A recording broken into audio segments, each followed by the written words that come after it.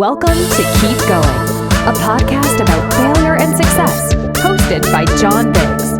Every week, we talk to an amazing person about a time they failed and what they learned. And remember, when you're going through hell, Welcome back to Keep Going, a podcast about success and failure. I'm John Biggs.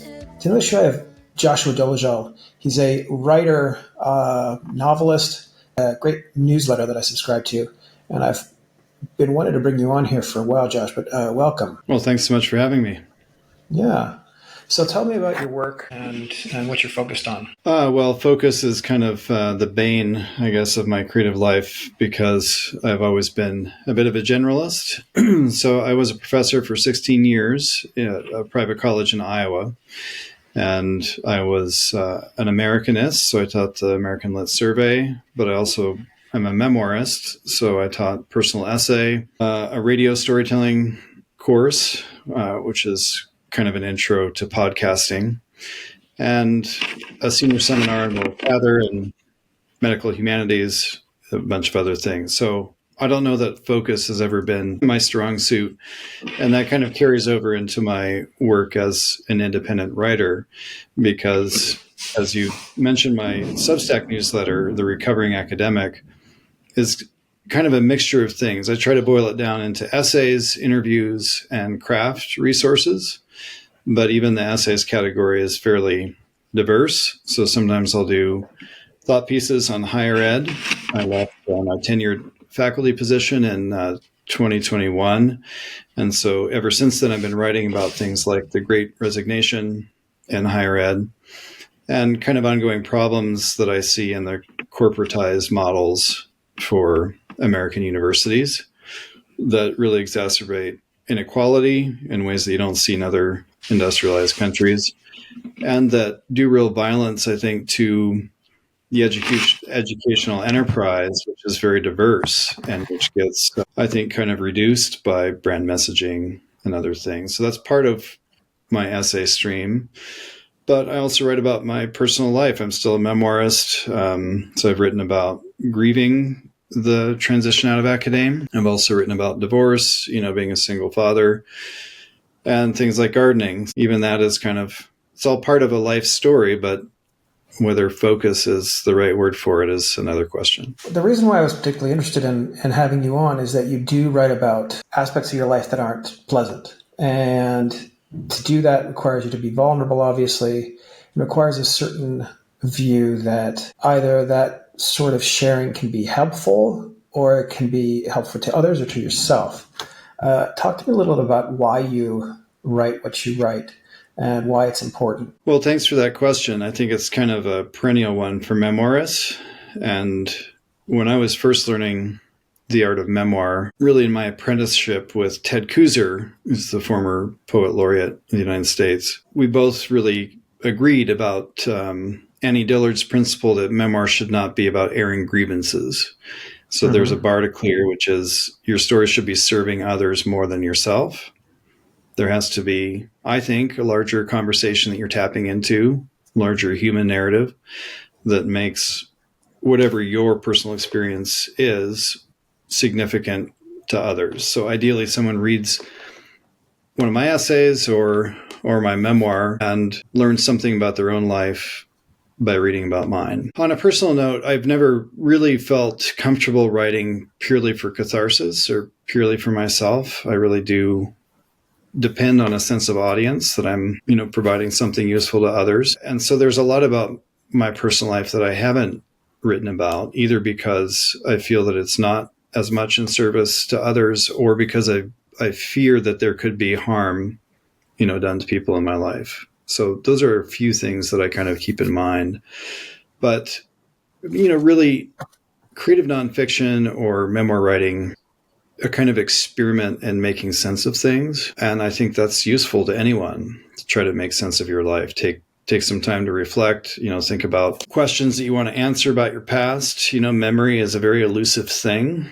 And so trying to sort out what really happened versus what you want to have happened, what things meant to you at the moment when they happened to you versus how you see them from some years removed. I think that's a kind of universally helpful exercise. I mean, I think that's an interesting point. What you're teaching students and what you were teaching students and what you're teaching now is that this sort of thing is universally valuable, not just to a memoirist, but just to somebody who wants to do self-reflection. What are some of the tools that you would recommend people use if they're in a position where they're dealing with a failure, they're dealing with grief, and they just want to not to activate catharsis per se, but to try to understand it more deeply, just as sort of like you described? What are some tools that you would teach some of your memoir students if you're in that position? Yeah. Well, I think when I was working with students, and this still applies to my coaching clients, I have, I think, 3 memoirists who are current clients and a couple of novelists. When you're dealing with personal trauma or grief, I do think you need some distance to be able to write about it publicly. So there's a difference between the kind of writing that you might do in a journal or for yourself, which can still be useful, because any kind of writing can be an attempt to create order out of chaotic experiences. So just the mere act of trying to write an essay where you have some kind of a hook, and you try to draw someone into a story, and then you develop it through its completion, just trying to tell a story in that format, even if it's purely chronological, will bring order to something that might have felt out of your control. So that can be useful to yourself. When you're writing for others, though, I think you need enough distance that you can have 2 voices. And I call these, not original to me, the voice of innocence and the voice of experience. So the voice of innocence is the medias res, in the moment perspective, as it happened to you, sort of all your blind spots, right? You can't see what the meaning of it is necessarily. You're just experiencing and feeling and reacting in the moment. So an extreme example might be when I caught the bus, to kindergarten, as I was a 4-year-old then, and walked down my, family driveway, which was a long gravel driveway in the country, and got on this bus. The bus driver was a really kindly older man who had a glass eye, that kind of wandered. And so I was never sure if he was looking at me or not. He also had a kind of palsy or Parkinson's, so his hands shook. And those were things that as a 4-year-old were kind of frightening to me. And I think I would need to be faithful to that in recalling that younger self, even though the voice of experience can come in and recognize how kind and generous my bus driver was. There are all kinds of aspects of him that I can see as an adult that I couldn't see then. So that kind of layering, I think, can be helpful. And that's applicable to any period in your life. It's only been 2.5 years since I left academe, so I don't know that I can successfully distinguish between the voice of innocence as things were happening to me near the end of my tenure and the voice of experience as I look at it now, 2.5 years out. I think you need a little bit more time, like 5 years at a minimum, maybe even 10, to really create that contrast. But when you do it well, and you're writing about Cheryl Strayed's memoir, Wild, is a great example of this. And she needed 10 years distance from the loss of her mother and then the chaos that really wrought in her personal life and her epic hike, along the Pacific Crest Trail. To be able to tell that story without drifting into, self-serving anecdotes or a kind of angry voice required that kind of distance. So voice of innocence, voice of experience, the greater the contrast between those two, I think the greater the meaning, the greater the universal significance can be. So if we're talking from like a purely, let's say, mercantile standpoint, we could say something like a LinkedIn post would have like, this is me when I first started out, didn't know anything. Here's all the situations that I got myself into. And then here at the end of the essay, quote unquote, I can talk a little bit more. I mean, if we do anything during this podcast and we improve like some entrepreneurs' LinkedIn posting skills, I think that'll be, I think we'll be doing the world a favor. So that sounds pretty cool. Well, one of my recent clients actually hired me to help write a website bio because he liked my LinkedIn bio so much. Mm-hmm. And I think when you harness storytelling strategies that are perhaps more typical of something like literary memoir, you can still use them in these miniature forms. So my LinkedIn profile tell stories about growing up in Montana and, picking wild huckleberries and selling them. That was like my first job. And so it's a creative way of talking about my work history and how the work ethic and the care that came with that, because we cleaned huckleberries by hand. We picked them very carefully, cleaned them by hand. They were frozen individually in Ziploc bags, and we could go to gourmet restaurants and shake out an exact cup or, show that these were high quality berries. And so that sense that you didn't have to play by the usual rules and work for minimum wage or something, but you could think more creatively and have a kind of premium product, that put you in a different category and that allowed you more freedom and autonomy and satisfaction. I mean, I don't say all of that in LinkedIn bio, but it's part of my strategy is to use an unconventional personal anecdote to then talk about work history and then my perspective now as a writer and as a coach. So I think you can use those kinds of things on a smaller scale. A LinkedIn post, it has a hard word limit, so you're really constrained. But if you're thinking about simple things like contrast, innocence, experience, right? You can play with that, or you can use something that I've often helped clients develop throughout each chapter or, a book-length manuscript, which is charting growth. So at the end of an essay or at the end of a book, you want to feel that the character has gone somewhere. They've been transformed. The hero's journey is the most kind of cliche example of that. But even something like, as you've said, learning from failure can be an example of that. And sometimes it requires you to reimagine an earlier self, maybe in a less flattering light, to establish the contrast between that self with all its limitations and then where you ended up. I could give you an example if I'm not talking too long here. No, go for it. Yeah. So one of my favorite memoirists is Danielle O'Free. She's a physician. She's been practicing at Bellevue Hospital in New York, I think, for all of her life. And I came to her through her debut memoir, Singular Intimacies, which is about her experience as a resident. And one of those chapters is called Merced, which is Spanish for mercy. What she experienced there was a real roller coaster where everybody thought she'd made this miraculous diagnosis of Lyme disease with this patient who had these very confusing symptoms. And there were all these accolades, and she was even featured at a kind of symposium or conference. She's going to receive an award. And then the test turned out to be a false positive, and her patient died for reasons that no one could explain. And maybe it was meningitis, but nobody had accomplished a definitive diagnosis. So in that essay, what she does is really play up her arrogance early on, diagnosing Lyme in the inner city, all the hubris that kind of came with this is the scientific way of doing things. And, she had been trained to have this kind of unflinching belief in her scientific acumen by the end of her residency. And then here was a patient who she failed. Science had nothing to offer in the end. The clock ran out and the patient died, and science didn't help ultimately. And so her faith that the intellect could conquer all just collapsed, and by the end of it, she's a humbled person. I mean, I think she even falls into the arms of her patient's family. They're consoling her. So the power dynamics completely shift. She's not the one in charge. She's just a human being. And that sharp contrast between who she was at the beginning and who she is at the end is really powerful. So even in a LinkedIn post, you can play with a concept like growth.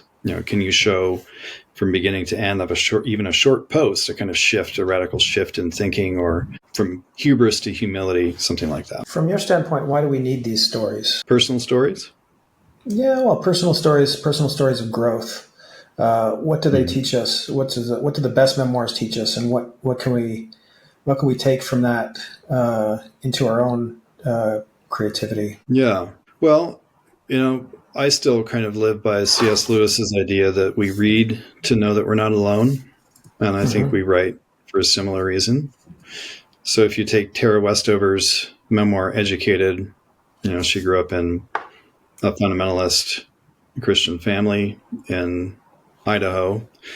and then found her way eventually to a PhD at Harvard, I believe. There is a kind of bias in the publishing industry toward that kind of dramatic story of rags to riches, or it's got to always end up in the Ivy League, right? Like J.D. Vance's memoir too. But there are a lot of young people in the West now who are growing up in evangelical families, right? And we're living in a very politically divided time, and there are a lot of families like that who still see themselves as spiritual warriors trying to reclaim the soul of the nation. Well, children don't choose that. Children are born into families that may have that kind of strident view, but the children may not have signed on to it. So I think Tara Westover wrote about her experience in part to show young women in particular, but even young men like me. I grew up in a similar family, that there are other options. You know, you can embrace the world rather than rejecting it. And so there was, as I said earlier, that larger human narrative or kind of universal dimension to her story that I think made it worth telling. But I think a lot of us as memoirists feel like we're breaking some kind of silence on behalf of others by telling our stories. And sometimes we're trying to build bridges of understanding, you know, so throughout my life, because I grew up in rural Montana and still bring that kind of perspective as a first generation college student, then first generation PhD. A lot of times I hear things said about either the political climate or about higher ed, you know, how to make it more accessible or reduce inequality. And I have a unique perspective because of my background. And I'm trying to build bridges of understanding, I think, between people who might live in an elite bubble and my home community, and maybe vice versa. What's the first step that somebody needs to take if they want to start writing memoir? I think this could be a pretty helpful thing, aside from, like, I don't know, buying a pen. First thing to start. Well, I have some kind of pre-writing tools. I don't know if that's what you're asking for exactly, Sure. But there are two of them that I've used to great effect, both for students and for myself, and then now for my clients. One is called an authority list. And this seems kind of basic, but I think when we talk about writer's block, we're really talking about writer's doubt. Who am I? Why does my story matter? You know, in your case, I'm just John. I'm an average Joe. What does anybody take from my life, right? That kind of self-doubt and second guessing is, I think, more the source of writer's block than the lack of ideas. You just don't feel like it passes the sniff test, right, for public consumption. So if you start with an authority list, it's like, well, you're an authority on some things. I don't know a ton about you, but you know, you've got a background in tech and startups. So you have some things that you are an authority on in your life experience. Anyone who's gone through a divorce is an authority on that. You can be an authority on something as simple as, you know, coming from a large family and resolving conflict among many siblings. You just get a list of things. What do you know about? What are you a kind of expert on based on your life experience?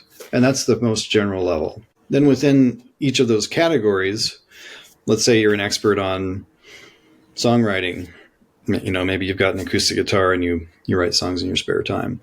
Well, within music or within songwriting are nested many other memories. So what you're trying to do is take that authority list from the general to the specific. And what you'll end up doing at some point is generating scenes. And what you really need to get started with memoir is not broad overviews or summaries. You need places in time that can come alive like a movie clip playing. So if you start with your tech background, then you would break that down into all the different startups you've been a part of or all the different experiences you've had within tech. But hopefully you would get to maybe the first experience that you had when this world opened itself up to you and its magic and mystery or whatever hooked you on that path, right? That could be a place with a setting. It could have weather, which often creates mood, you know, light and dark, sun and clouds, all of those things in the background have the potential to bring kind of the tone of the mood or the tonal quality into focus. So that's the authority list. The timeline is a variation on it. It's kind of a similar idea. Very simply, you start at birth and then you draw a line to the present and you're just looking for kind of milestones along that timeline, things that would seem story worthy, you know. maybe ideally moments in your past that you don't feel that you understand well, that there's some questions you have about, whether you don't know exactly what happened then, or you're never quite sure why it happened. So you populate the large timeline. Maybe there are things like near deaths, or maybe there are things like relationships that were gained or broken along that timeline, whatever seems significant to you. And once you find something that is both significant and a little bit mysterious, where you feel like to write about it, you would have to also discover something new about it, then you do a timeline just of that experience. So for me, I've often used the example of nearly being crushed by a tree when I was working with the Forest Service. There was a coworker. I was on a chainsaw crew. We were dropping some trees along a stretch of highway because it was icy in the winter. And he forgot to use a wedge, and his tree came over backward and nearly crushed me, and I had to dive out of the way. So near death by a falling tree seems story-worthy, right? But to write about that, I would have to then flesh out a timeline of just that event. And I would back up. I would think about what was happening in the morning, sort of what led up to the work site, what happened on the work site that led to this near accident, and then the moment itself, like all the sensory intensity of realizing that I was about to be killed and what I did in the last seconds to get out of the way, and then how I reacted afterwards. So there's like this whole swath of that experience that can generate cinematic types of scenes. And I think you've got to start there as a memoirist, because a lot of writers fall into the trap of telling rather than showing. And so what they're doing is, it's like a news anchor sitting in a studio giving you a rundown on something versus the reporter on the street with their scarf flapping in the wind. And you really do want to zoom into that specificity. Once you have the scene, you're trying not just to summon it in all of its sensory qualities, but you're also trying to make meaning of it. So that's where you've got the voice of experience kind of layering over it with what are you discovering that you didn't see as that voice of innocence? What is the new layer of meaning or significance that has only been accessible to you in the act of writing? That to me has got to be an essential part of any memoir. Wow, this is amazingly helpful. Yeah, I think there's a lot of folks who actually want to tell their stories, right? And they don't even know how to start. And I think just to break it down into in a very painterly way, as you described it, this I think is going to be pretty helpful. All right, very good. Joshua Doležal, thank you for joining us. This has been amazing. Thanks so much, John. Take care. This is Keep Going. I'm John Biggs. We'll see you next week.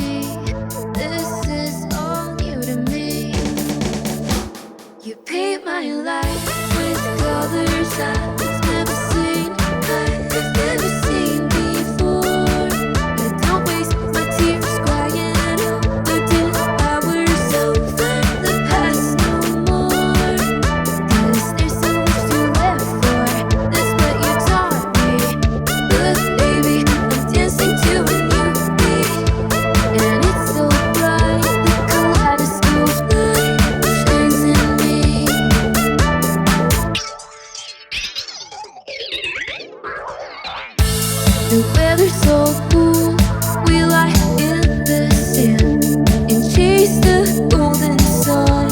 Your mighty view, never imagined with me having this much fun. You set me free, I don't think anyone would love me like you do, honey. It's like I'm in a dream. You paint my life